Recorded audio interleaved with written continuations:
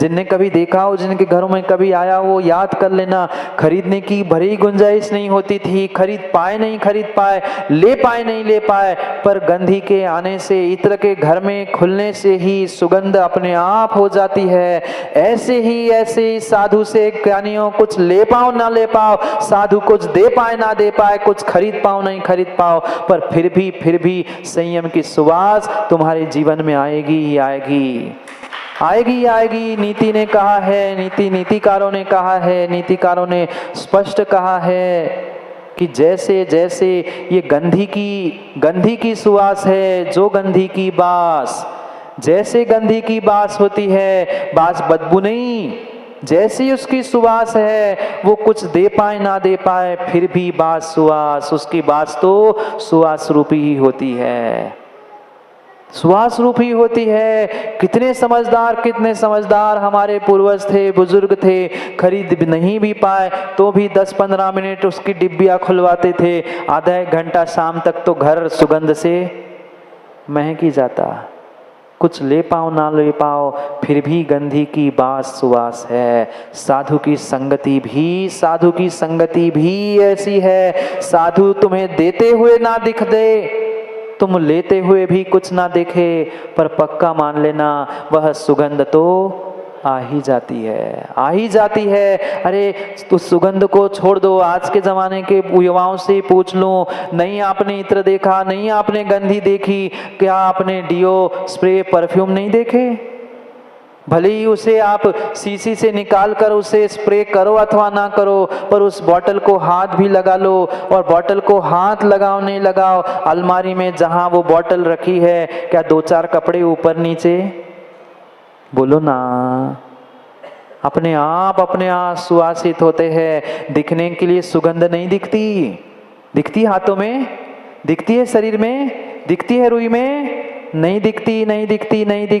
फिर भी दिखाई कुछ नहीं देता है, पर नाक के पास ले जाओ, नाक के पास भी ले जाने की आवश्यकता नहीं है। सुगंधित द्रव्य लगाकर आने वाला, सुगंधित द्रव्य को स्पर्श करके आने वाला व्यक्ति दूर से ही समझ में आता है ये कुछ न कुछ लगा के आया है। आता है कि नहीं? आता है। माँ, अगर शुद्ध धूप मंदिर में खेकर कोई आया है, शुद्ध धूप मंदिर में कोई चढ़ा के आया है, तो कहने की आवश्यकता नहीं है ये मंदिर में धूप चढ़ा के आया है। आज तरीके बदल गए हैं, वो विषय अलग है, पर हाथ में अपने आप वह सुगंध आने लगती है। कुछ किया नहीं, कुछ दिया नहीं, कुछ लिया नहीं, पर फिर भी बास सुवास, जो गंधी की बास, जैसे गंधी और साधु कुछ देना दे, साधु गंधी कुछ देना दे, फिर भी बास सुवास। उनका सानिध्य हमें वह बास को सुवास बताने के लिए निमित्त बन सकता है। इसलिए जितना बने, जब तक समय है, जब तक संभव है, अधिक से अधिक सत्संगति को और साधु की सत्संगति को, गुरु की सत्संगति को प्राप्त करने का प्रयास करो। क्योंकि बिना पुण्य के साधु का दर्शन नहीं हो सकता। आजकल टेक्नोलॉजी के माध्यम से ऑनलाइन तुम्हें सब सहज दर्शन हो गए हैं माँ, इसलिए साधुओं की कीमत नहीं है, साधु के उपदेशों की कीमत नहीं है। उन बुजुर्गों से जाकर पूछ लेना, सैकड़ों किलोमीटर बैलगाड़ी से जाते थे, तब जाके कभी गुरु के दर्शन उन्हें होते थे। बैलगाड़ी से, कहीं पैदल, कहीं कितना पुरुषार्थ करके गुरु के दर्शन करने के लिए मिलते थे। अब कह दिया जाए धीरज भाई से, भाई साल भर में एक बार दर्शन करना, वो 50 बार सोचते, महाराज आप देश में कहाँ रहोगे, फिर फ्लाइट का 10,000 खर्चा होगा, खर्चा कौन करेगा? क्यों मानिक भाई विचार ही करते रहेंगे। सोचते ही रहोगे और तय कर लोगे तो जीवन में बहुत कुछ प्राप्त कर लोगे। क्योंकि अगर साल भर में एक बार भी सत्संगति मिल जाएगी, पक्का मान लेना अगले साल के लिए पुनः चार्ज हो जाओगे, पुनः अगले साल में चार्ज, पुनः अगले साल में चार्ज। क्योंकि जब लाइट नहीं होता तो इन्वर्टर चलता है, पर लंबे समय तक इन्वर्टर चलता है तो उस डिस भी हो जाता है, पुनः चार्ज में लगाना पड़ता है ना। तो साल में एक बार भी चार्ज नहीं कर पाया अपने आप को, तो फिर सत्संगति का उपयोग क्या है? सत्संगति का फायदा क्या है? सोच लेना, विचार कर लेना, उन बुजुर्गों से पूछ लेना, तुम्हारे दादा फूफा उनसे पूछ लेना कैसी मेहनत और कैसी मशक्कत करते हुए साधु को दर्शन करने के लिए जाते हैं। आजकल तो माताओं के घर से उतरे नहीं कि बाहर गाड़ी खड़ी होती है, पर फिर भी 50 बार सोचना पड़ता है कैसे होगा, क्या होगा, जाएंगे कि नहीं, भाव बनेंगे कि नहीं। वह भावों की कमी है, श्रद्धा की कमी है। शरीर, धन, दौलत की किसी के पास कोई कमी नहीं है, कोई कमी नहीं है। साल भर में पिकनिक, नेपाल इधर उधर, तो हिमालय और वहाँ जाने के लिए समय तो मिलता है। साल में एक बार जाते हो कि नहीं पिकनिक? नहीं जाते? वो कैंसिल कर देना। नहीं, वो तो जरूरी है महाराज जी। हफ्ते हर महीने जाने का ट्रेंड शुरू हो गया है। वहाँ जाते समय हमें तो समय मिलता है, पर भगवान गुरु के पास फिर हमें विचार करना पड़ता है। कुछ मिले ना मिले, क्या नहीं, कुछ मिले ना मिले, कुछ ना मिले, वह गंधी के समान, इत्र वाले के समान साधु से जीवन को महकाने की सुवास मिलेगी ही मिलेगी, मिलेगी ही मिलेगी। श्लोक पढ़ ले, समय हो गया है 10, बस पढ़ो पहले श्लोक, नहीं तो समय तो बस संजीव भाई 20 दिन और बचे, बस 20 दिन और बचे हैं। 1 तारीख को तो सब मुक्त हो जाना है, भगवान मोक्ष हो जाएगा ना। आज भी भगवान का मोक्ष था, 20 दिन बाद भी भगवान का मोक्ष है। पढ़ते हैं श्लोक को, समय हो जाएगा नहीं तो।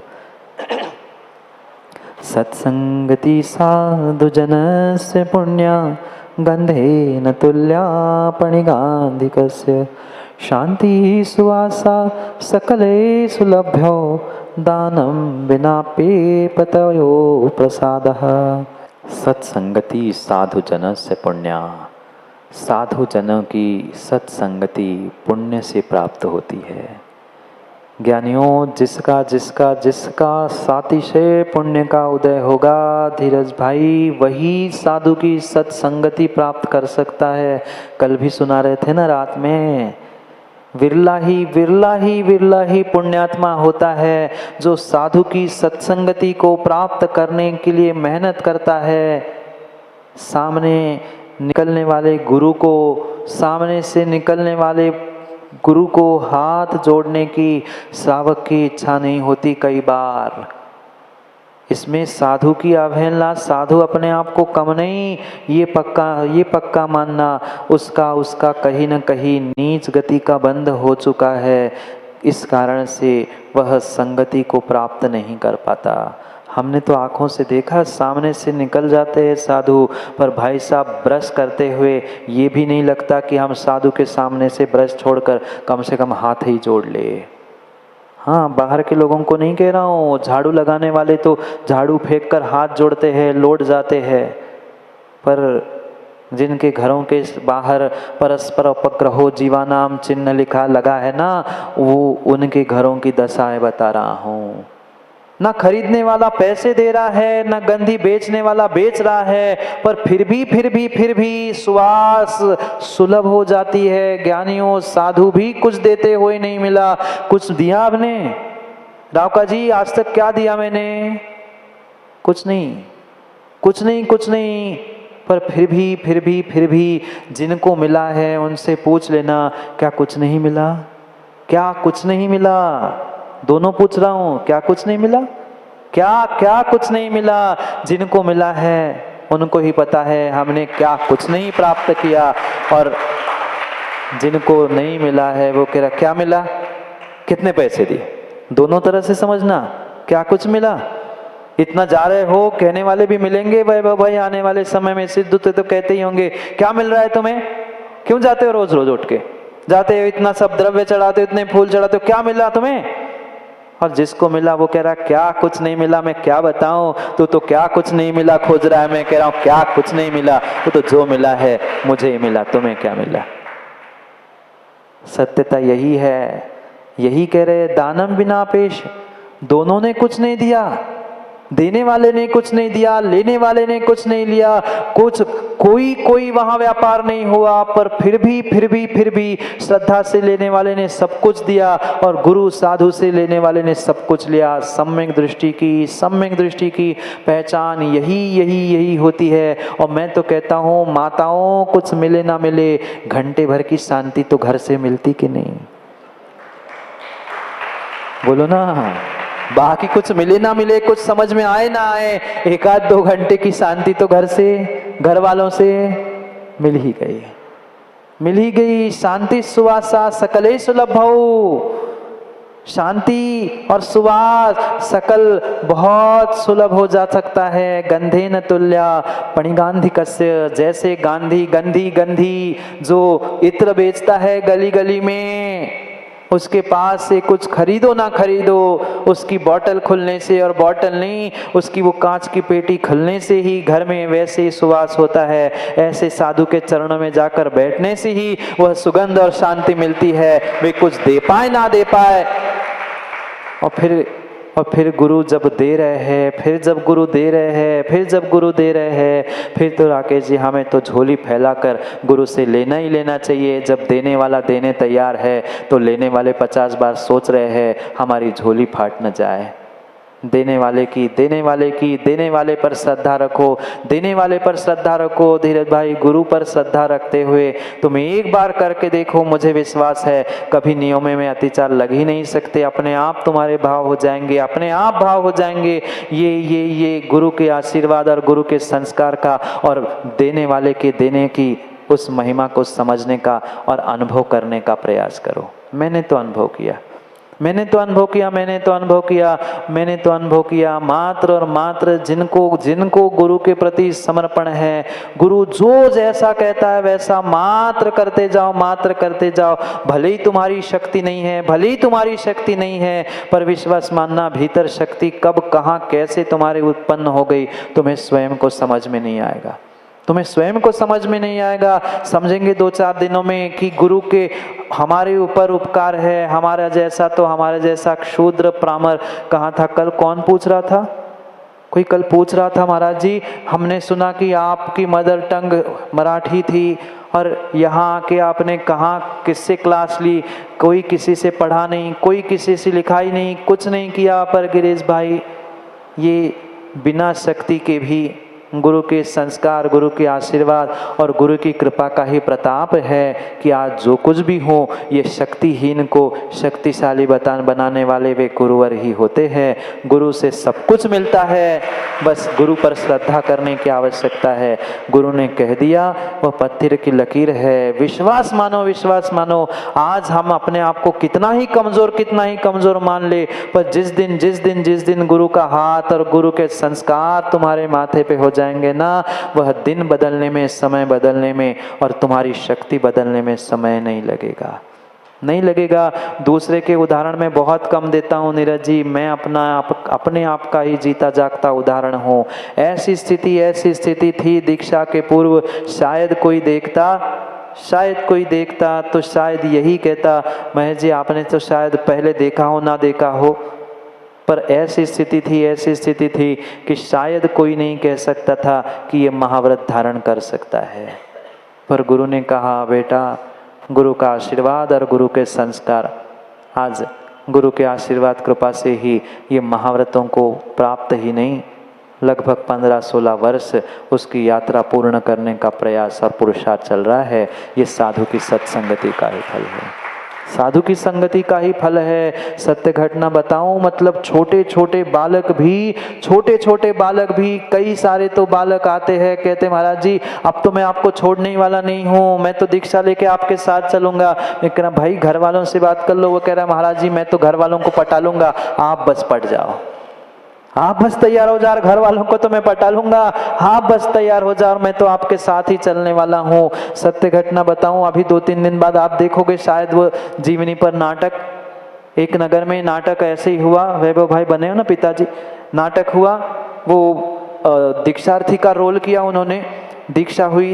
दीक्षा हुई और जैसे दीक्षा के बाद उनको वो पिछी कमंडल आदि भेंट हुआ, तो स्वाभाविक सी बात थी, बच्चा क्या करेगा, माँ पीछी लेगा रख देगा, कमंडल लेगा रख देगा, पर कितना विवेक उस बालक ने, मतलब प्रतिदिन देखा मुनिराज कैसे पिछी उठाते हैं, कैसे पिछी रखते हैं, कैसे कमंडल रखते हैं। वो कमंडल उसने दीक्षा के समय पे गुरु से ले लिया। आपने दीक्षा तो देखी होगी ना कभी, गुरु दीक्षा में कमंडल देता है, कमंडल देने के बाद सीधी सी बात थी, वो 15 साल 20 साल का बालक कमंडल उठाता, रखना चाहिए था, पर पहले उसे पिछी मिली थी।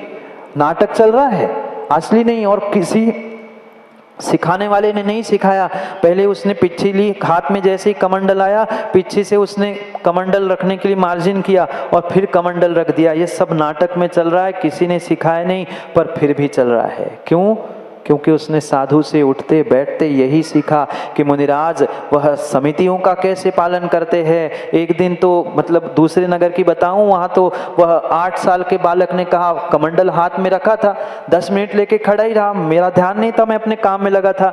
10 मिनट बाद देखा तो हाथ में खड़ा रहे, कमंडल रख देना, मैंने तो सहजता में कह लिया। वो कह रहा महाराज आपने अभी मार्जिन नहीं किया पीछे से, मैं कमंडल कैसे रखूं? फिर मैंने पीछे उठाई, मार्जिन किया, और फिर वो 8 साल के बालक ने कमंडल जमीन पे रखा। ये होता है सत्संगति का फल। कुछ सिखाए बिना ही, कुछ खरीदे बिना ही ये सब कुछ से सहज प्राप्त हो जाता है। शांति सुवास सकलई सुलभ्यो, सकल सब कुछ सुलभ हो जाता है, सब कुछ सुलभ हो जाता है। आवश्यकता हमें अपने भाव, अपने परिणामों को व्यवस्थित करने की है। निर्णय आपका है, निर्णय आपका है, निर्णय आपका है। सुई रहे माँ, समय तो हो गया है। घर में आपके सुई है क्या? बोलो ना। कितने लाख की, हजारों की, सैकड़ों की, कितने में आती है? बोलो। 1 रुपए में सुई आती है, पर सुई लेकर घर में फेंक देते हो? नहीं देते। कितनी समझदार माँ, कितनी समझदार माँ, कितनी समझदार माँ है कि 1 रुपए की सुई गुम ना जाए इसलिए उसे संभाल कर रखते हो। कैसे रखते हो माँ? कैसे रखते हो माँ? बोलो ना। माँ कह रही महाराज जी उसमें थोड़ा सा, छोटा सा, बड़ा नहीं, कुछ छोटा सा एक धागा, सूत्र पिरो के रखते ना, छोटा सा धागा। क्यों? कि धोखे से महाराज जी गुम भी जाए, सुई मिले नहीं मिले, पर धागा मिल जाए तो सुई अपने आप पकड़ में आ जाती है। ज्ञानियों जीवन में भी यही ध्यान रखना। आत्मा पिछले कर्म के, पाप कर्म के नियम कभी नियोग से नरक में भी जाकर गुम जाए ना, तो गुरु के संस्कार रूपी सूत्र जिन जिन सुइयों में, जिन जिन आत्माओं में पिरोए है, पाप उदय से भले ही किसी गति में पहुंच जाना, पर वहां भी आत्मा को खोजने के लिए ये गुरु के संस्कार उस सुई में पिरोए गए धागे सूत्र के समान काम में आ जाएंगे। इसलिए प्रयास करो। उस सुई में जैसे माँ धागों को पिरो के रखती हो, लाखों की सुई थी क्या? 1 रुपए की सुई की इतनी कीमत है, क्या युवाओं अपनी आत्मा की हमें इतनी भी कीमत नहीं है? अगर पाप उदय से कहीं भटक भी जाए तो गुरु के संस्कार और ये जिनवाणी के सूत्रों से कभी न कभी आत्मा पुनः पकड़ में आ जाएगी। इसलिए अवसर खो मत देना। समय मिलेगा, आपका पुण्य होगा तो पुनः कभी समय पर समझने का प्रयास करेंगे, क्योंकि समय की बात के लिए समय पे मिलना है, क्योंकि समय पे किया गया काम समय को दिलाता है। बोली भगवान महावीर स्वामी की।